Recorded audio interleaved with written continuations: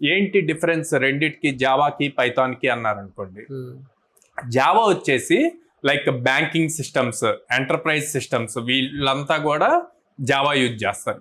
అదే పైథాన్కి వచ్చేసి innovative things చేయడానికి, లేటెస్ట్ టెక్నాలజీస్ యూజ్ చేసి చేసేది. ఫర్ ఎగ్జాంపుల్ మీరు చూసుకుంటే మనకి డేటా రిలేటెడ్ వచ్చేదంతా కూడా ఆర్టిఫిషియల్ ఇంటెలిజెన్స్ అవనండి, మెషిన్ లెర్నింగ్ అవనండి, డేటా సైన్స్ అవనండి, ఇదంతా కూడా పైథాన్ యూజ్ చేసి చేస్తారనమాట.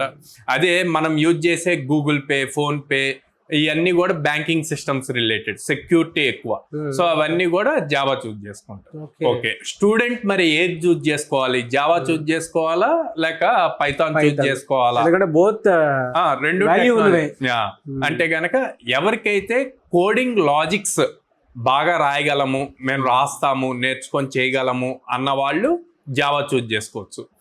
మాకు కొంచెం సింపుల్ గా ఉండాలి, మాకు ఇంతవరకు అసలు కోడింగ్ టచ్ లేదు, మేము నాన్ ఐటీ నుంచి ఐటీకి వస్తున్నాము, కొంచెం భయపడి కోడింగ్ అంటే కష్టంగా ఉంటుందని భయపడుతున్న వాళ్ళు ఉంటే కనుక I always suggest go with Python. So Python కొంచెం ఈజీగా ఉంటుంది, కానీ దానివల్ల ఫ్యూచర్ లో వచ్చేదంతా కూడా మనం నెక్స్ట్ ఫ్యూచర్ అంతా కూడా డేటా రిలేటెడే మాట్లాడతాం. సో అంతా డేటా మీదే ఉంది కాబట్టి పైథాన్ నేర్చుకుంటే రేపు ఫ్యూచర్ లో data engineer, data science, AI developer ఇట్లాగ వెళ్ళొచ్చు. సో ఈ డిఫరెన్స్ జావాకి పైథాన్కి. సో స్టూడెంట్ తన క్యాపబిలిటీని బేస్ చేసుకొని చూజ్ చేసుకోవచ్చు.